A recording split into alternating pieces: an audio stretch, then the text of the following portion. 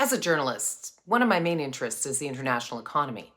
Since the turbulence witnessed globally in 2020, China has become a major international focus.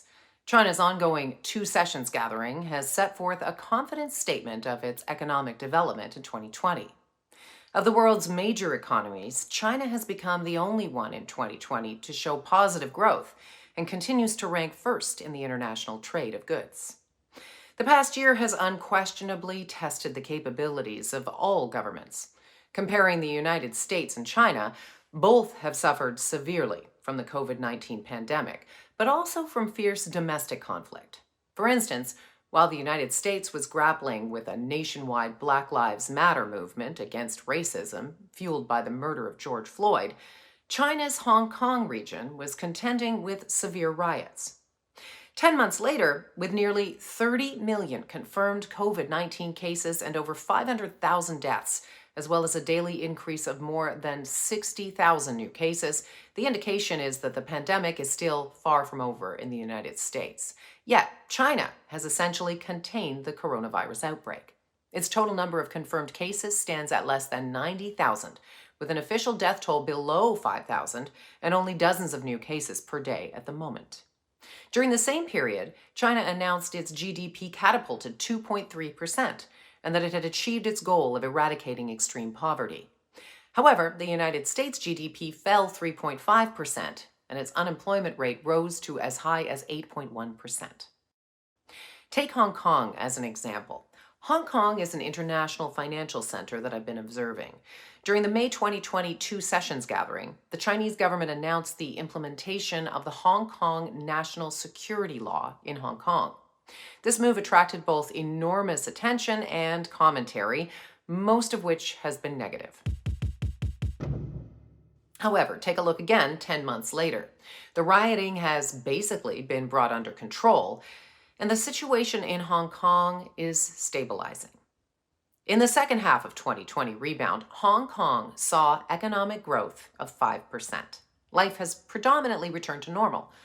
Contrary to many predictions, there has been no large-scale retreat of foreign institutions, in particular financial institutions, from the region. Even though the pandemic in Hong Kong worsened in July and August last year, it was quickly managed. So far, the impact on Hong Kong has been only 11,000 confirmed cases and 201 deaths. The metropolitan city of New York has a population close to that of Hong Kong. However, it has experienced 1.2 million confirmed cases and sadly 40,000 deaths to date.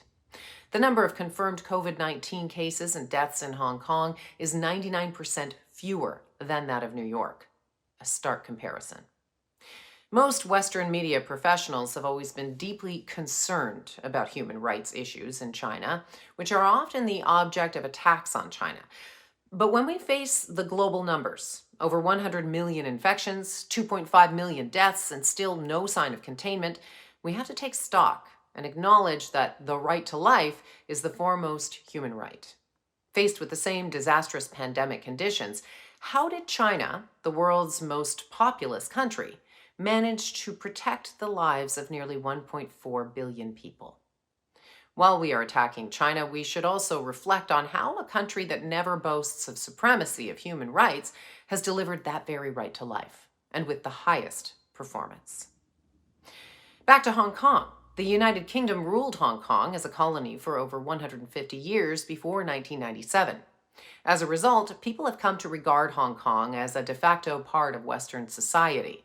Although Hong Kong's sovereignty has been returned to China for approaching a quarter of a century, many people still refuse to accept the fact that Hong Kong is a part of China. It was not just a handover of territory, but over the years, political systems, cultures, economic institutions, and communities have merged.